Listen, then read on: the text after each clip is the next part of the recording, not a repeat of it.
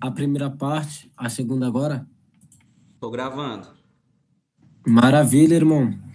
Obrigado, hein? Amém. Cadê? Eu acho que tinha 10, né? Mas o irmão pode continuar já, mestre. Aí, como está gravado, depois ele vai mandar lá. Maravilha. Então, a Septuaginta é o quê? É a tradução do Antigo Testamento em hebraico, traduzido para o grego. E essa tradução, ela foi realizada principalmente para os judeus que viviam fora da Palestina, especialmente em regiões de língua grega. Esses judeus, eles faziam parte do que chamamos de... Peraí, travou aqui no meu? Aconteceu. Ai, apagou aqui a tela? Peraí, só um minutinho, irmão. Não sei o que aconteceu aqui. Parar de compartilhar, compartilhar de novo.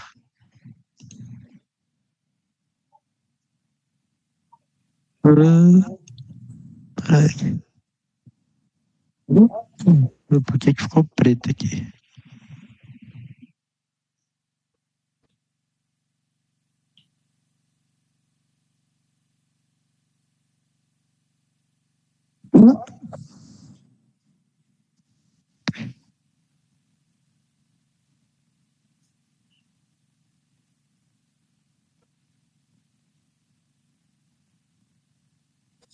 Eita, rapaz. Peraí. Vamos lá. Chegando aqui já. Aí. Então, é, esses judeus aqui, eles faziam parte do que chamamos de esses judeus que eu digo que participaram dessa tradução do Antigo Testamento em hebraico para o Novo Testamento em grego. Esses judeus, eles faziam parte do que chamamos de diáspora judaica, tá? Era usada por judeus da diáspora, que significa dispersão. Diáspora é dispersão. Ela se refere a judeus que viviam espalhados fora da terra de Israel.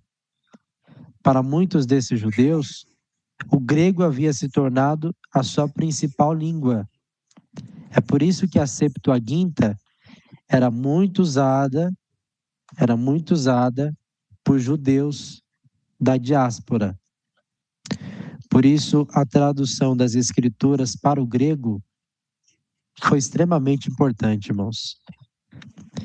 Além disso, a Septuaginta, ela era uma tradução muito citada no Novo Testamento, especialmente dentro de sinagogas.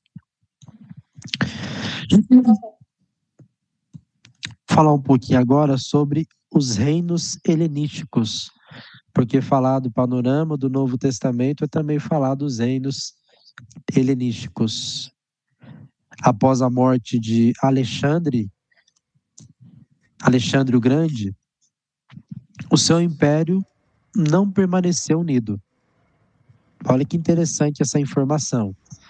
Após a morte do Alexandre o Grande, o império foi dividido entre os seus generais. Depois desses reinos, tiveram uma grande influência sobre a região de Israel. Nós temos aí os Ptolomeus. Os Ptolomeus, eles governavam o Egito. E nós temos aí os Seleucidas, que governavam a região da Síria. Ou seja, o império se dividiu, o império se separou. Durante vários anos, a terra de Israel ficou alternadamente sobre o domínio desses dois reinos. O reino dos Ptolomeus e o reino dos Seleucidas. Houve essa divisão aí. E essa situação gerou muitas tensões culturais e religiosas entre os judeus e os governantes helenísticos, aqueles governantes gregos, né? E um dos momentos mais dramáticos desse período ocorreu durante o governo de um rei Seleucida, durante o governo de um rei Seleucida, chamado de Antíoco Epifânio. Quem que já ouviu falar desse personagem aqui? Antíoco Epifânio. Digite aí nos comentários. Já ouviu falar sobre ele?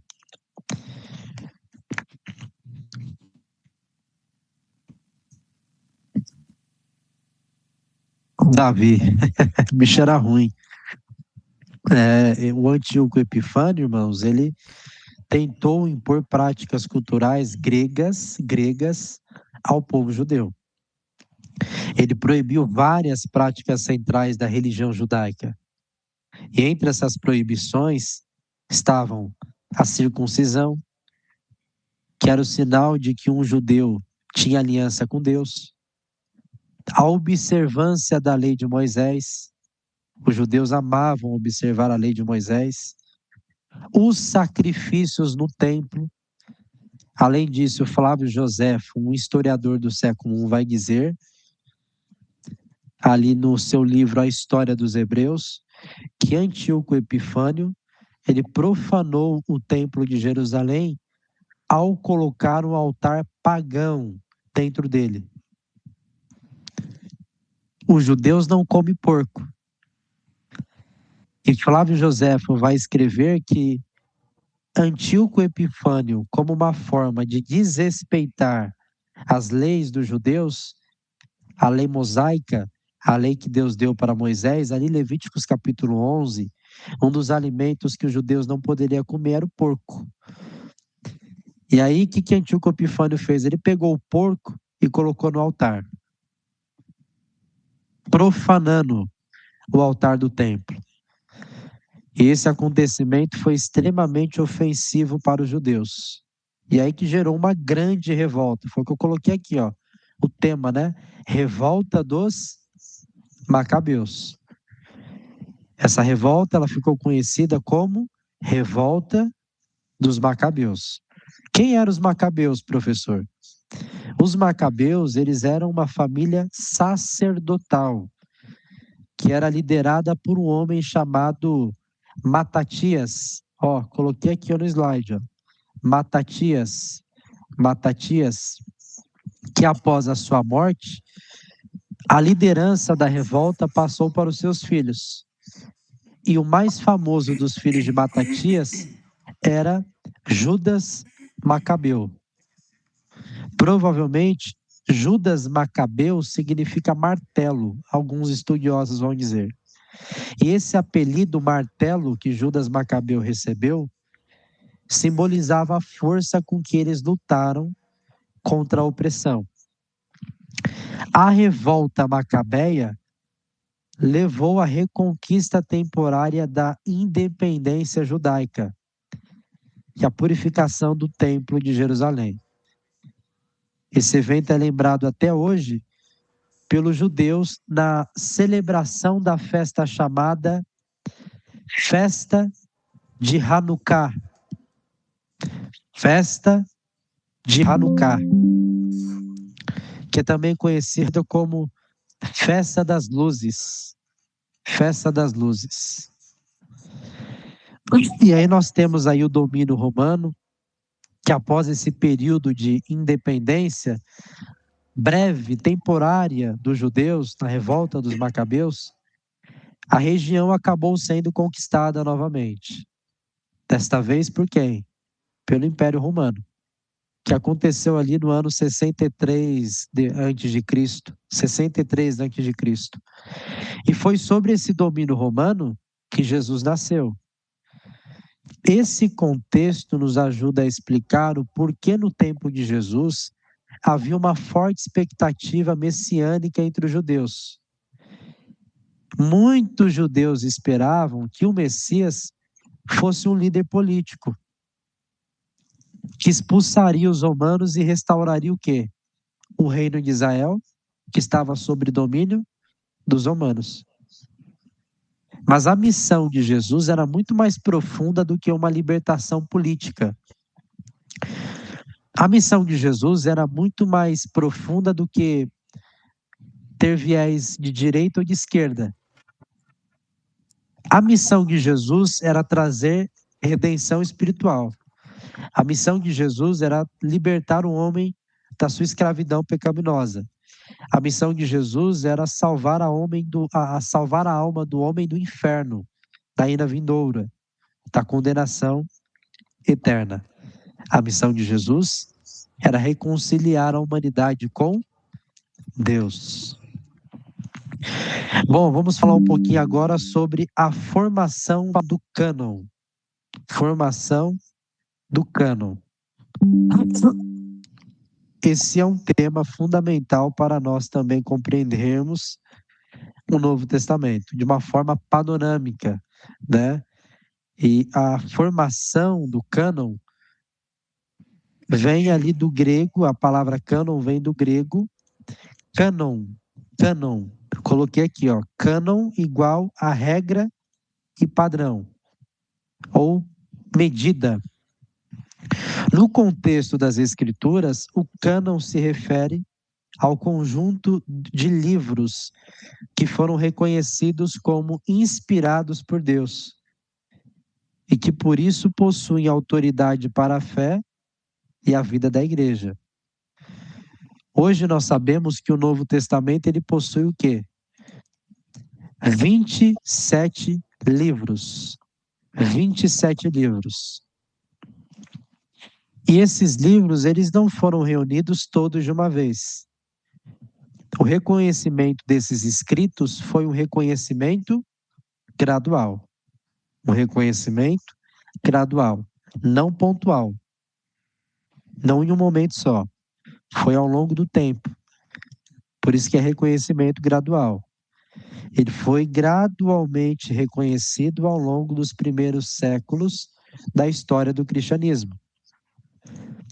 Agora, nós precisamos entender que essa formação do cânon estava sobre uma autoridade apostólica. Tá bom? Vamos falar um pouquinho agora sobre a transmissão do cânon. No início do cristianismo, a mensagem do evangelho era transmitida principalmente de forma oral. Oral. Os apóstolos, eles ensinavam aquilo que eles haviam aprendido diretamente de Jesus de forma oral. Eles pregavam sobre a vida de Jesus, sobre os milagres de Jesus, sobre os ensinamentos de Jesus, sobre a morte de Jesus, sobre a ressurreição de Cristo Jesus. As primeiras comunidades cristãs que estavam surgindo em diferentes cidades do mundo mediterrâneo. Com o crescimento da igreja e com a expansão do cristianismo para outras regiões, dado o contexto cultural da língua grega tendo se difundido para vários territórios universais, surgiu a necessidade de registrar esses ensinamentos por escritos, porque não dava só para ficar na comunicação oral. A comunicação precisava também ser escrita. Tá bom, queridos? E aí entra as cartas de Paulo. Começou a ser escrita com as cartas do apóstolo Paulo, que foi entre os primeiros documentos cristãos que foram usados para a comunicação escrita.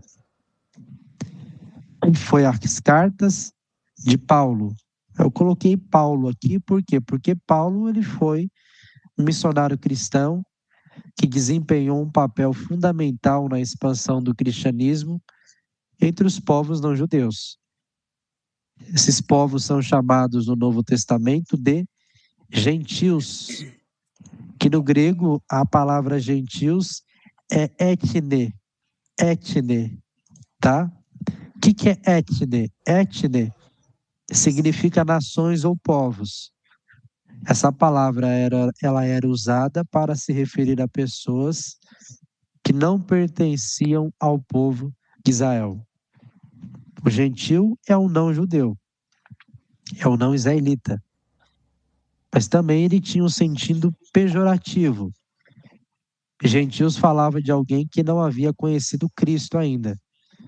Se você ler ali Efésios capítulo 2, o capítulo todo, você vai encontrar esse termo, etne, de uma forma pejorativa, falando dos ímpios, dos não crentes.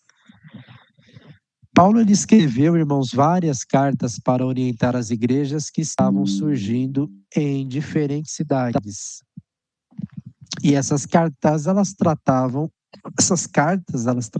de temas como a doutrina cristã, a vida moral, a organização da igreja, a correção de erros teológicos com o tempo.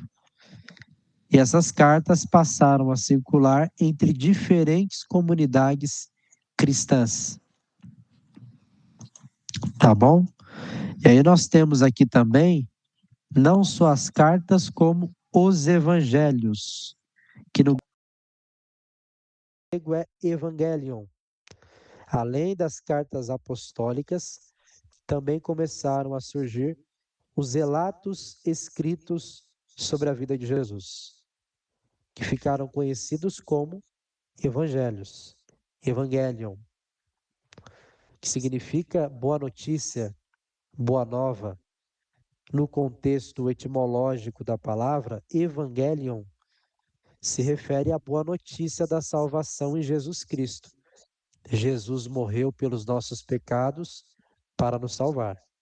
Esse é o Evangelion, é a boa notícia, é as boas novas. Os evangelhos, eles registraram os ensinamentos, os milagres, a morte, a ressurreição de Jesus. E esses escritos começaram a ser lidos nas igrejas e utilizados no ensino cristão. Agora a gente vai ver aqui os critérios do cânon, tá? Tem a transmissão do cânon, mas para essa transmissão ocorrer, houve também critérios. Então, por que houve critérios? É importante nós entendermos isso, porque diferentes escritos começaram a circular entre as comunidades cristãs. E nem todos esses textos que circulavam eram considerados confiáveis. Por isso, a igreja precisou reconhecer quais escritos realmente possuíam autoridade apostólica.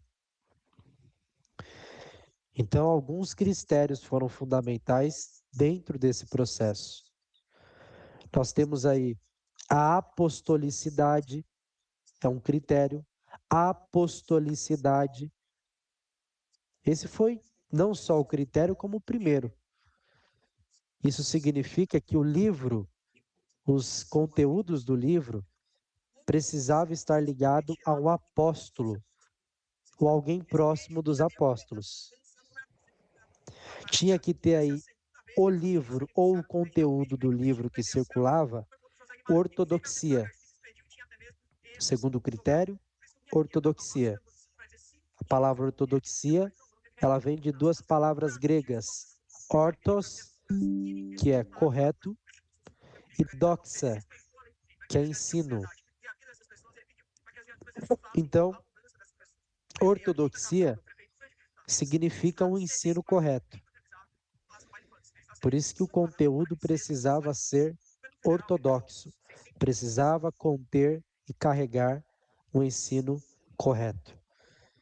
Os escritos, eles precisavam estar de acordo com a fé transmitida pelos apóstolos. E o terceiro critério era o uso nas igrejas desses escritos. Os livros que amplamente eram utilizados pelas comunidades cristãs no culto e tinham maior probabilidade de serem ali reconhecidos como escritura. Tá bom? É muito importante nós entendermos isso, meus queridos. Agora nós, pulando aqui um pouquinho, vamos falar sobre os evangelhos, né? Dentre esses 27 livros do Novo Testamento, existe uma divisão, existe uma estrutura para facilitar o entendimento dos estudiosos.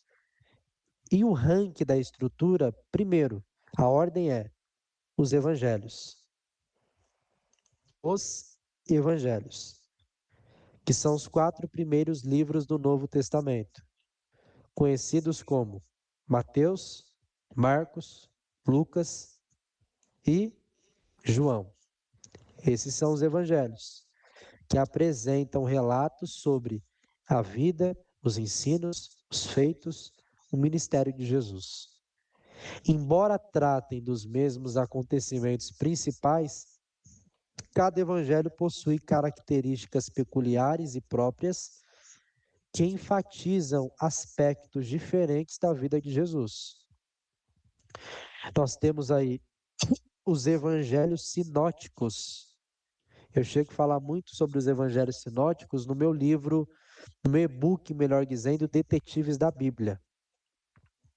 O que são os evangelhos sinóticos? É os 3 primeiros evangelhos que são chamados de evangelhos sinóticos. Quem são? Mateus, Marcos, Lucas e João? Não. João ele apresenta uma visão acerca de Cristo e daquilo que ele falou, daquilo que ele fez, daquilo que ele realizou, de uma maneira muito diferenciada. Ele enfatiza ali a divindade de Jesus.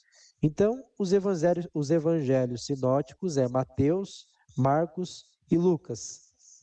A palavra sinótico vem do grego sinopsis, que significa ver juntos. Então, esses evangelhos recebem esse nome porque eles possuem muitas semelhanças em sua estrutura e em seu conteúdo. O 4º evangelho aqui, que não é sinótico, é o evangelho de João. Porque, como eu disse, a visão que João apresenta diferencia de forma discursiva e linguística da forma que os evangelhos sinóticos, Mateus, Marcos e Lucas, apresentam Jesus. Aí nós temos aí também Atos dos Apóstolos, depois os evangelhos sinóticos, o evangelho de João, nós encontramos Atos dos Apóstolos, é o registro daquilo que os apóstolos fizeram, que foi escrito por quem? Autor, Lucas. O que ele descreve? Ele descreve a expansão da igreja, o início da igreja, o crescimento da igreja, a expansão da igreja, após o quê? A ressurreição de Jesus e a ascensão de Jesus aos céus, ou seja, a subida dele final aos céus.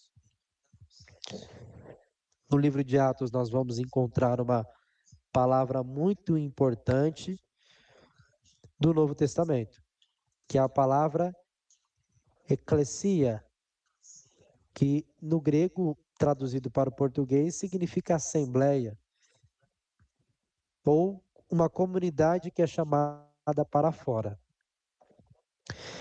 Essa palavra era muito usada para se referir à comunidade dos seguidores de Cristo.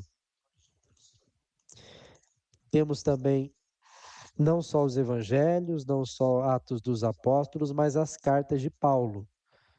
Depois do livro de Atos, nós encontramos um conjunto de escritos conhecidos como cartas de Paulo. Essas cartas elas foram escritas pelo apóstolo Paulo para orientar diferentes comunidades cristãs que estavam surgindo no mundo mediterrâneo. Paulo foi um dos missionários mais importantes ali da igreja primitiva, da primeira igreja. Por isso que é a igreja primitiva, porque foi a primeira. As viagens missionárias do apóstolo Paulo levaram o evangelho a diversas regiões do Império Romano. Lembra do contexto político? Lembra da Pax Romana? Das estradas, dos acessos sendo abertos e facilitados para o quê? para a propagação do Evangelho. Aí entra o apóstolo Paulo, para ser um instrumento nessa propagação do Evangelho. Essas cartas, irmãos, elas tratam de temas fundamentais da fé cristã, como a salvação, a graça de Deus, a vida da igreja, a ética cristã. E essas cartas tradicionalmente atribuídas a Paulo são as cartas de Romanos a Filemon, totalizando 13 cartas. Então vai de Romanos a Filemon. Romanos, 1 Coríntios, 2 Coríntios, Gálatas, Efésios, Filipenses, Colossenses, 1 e 2 Tessalonicenses, 1 e 2 Timóteo, Tito e Filemon. 13. Essas 13 cartas podem ser divididas em dois grupos principais. Primeiro, cartas para a igreja, que são as cartas destinadas a Roma, a Romanos, a cidade de Corinto, a igreja de Corinto, as igrejas da Galácia, a igreja que estava em Éfeso, a igreja dos irmãos de Filipos, dos irmãos de Colossos, dos irmãos de Tessalônica, para Timóteo, para Tito, para Filemon. E segundo, essas cartas também são cartas pastorais. Então nós temos cartas para a igreja e nós temos cartas pastorais. E as cartas pastorais é 1 Timóteo e 2 Timóteo, é 1ª, 2 Timóteo e Tito. São cartas que foram escritas para os líderes da igreja. E ali elas tratam especialmente questões relacionadas à liderança, organização, cuidado pastoral nas comunidades cristãs. E nós temos aí as cartas gerais. Porque além das cartas de Paulo, o Novo Testamento contém um grupo de escritos conhecido como cartas gerais. Essas cartas, elas são chamadas assim porque não foram dirigidas a apenas uma igreja, apenas um grupo específico, mas a comunidades cristãs de forma mais ampla. Entre essas cartas nós encontramos Hebreus, Tiago, 1ª e 2 Pedro, 1ª e 3 João, Judas. Essas cartas, elas tratam de diversos temas importantes para a vida cristã. Entre eles nós encontramos ali a perseverança na fé, o combate aos falsos ensinos, a vida santa diante de Deus, o amor entre os irmãos ali da comunidade da igreja e principalmente a esperança do arrebatamento, na vida de Cristo, na volta de Cristo, né? E depois nós temos aí o Apocalipse. O Novo Testamento ele termina com um livro muito singular. Apocalipse ele vem da palavra grega apocalipsis, é a mesma coisa do português, que é o quê? Revelação. Revelação, desvelamento, tirar o véu. O livro do Apocalipse ele vai apresentar visões simbólicas que revelam o quê? A vitória final de Cristo sobre o mal, sobre os inimigos, sobre o pecado, sobre a morte. E Apocalipse revela também a consumação da história. Quem que escreveu Apocalipse? A autoria de Apocalipse é atribuída ao apóstolo do amor, ao apóstolo João, que escreveu esse livro para encorajar os cristãos que estavam enfrentando ali, dentro de um contexto político, uma perseguição no Império Romano. Então, a mensagem central de Apocalipse é mostrar que, apesar das dificuldades da história, Deus continua soberano e triunfará definitivamente. Tá bom, queridos? Bom, essa foi a aula de hoje. Espero que vocês tenham entendido, Espero que vocês tenham sido edificados, alimentados e espero que vocês saiam daqui com um pouco mais de conhecimento e revisando aquilo que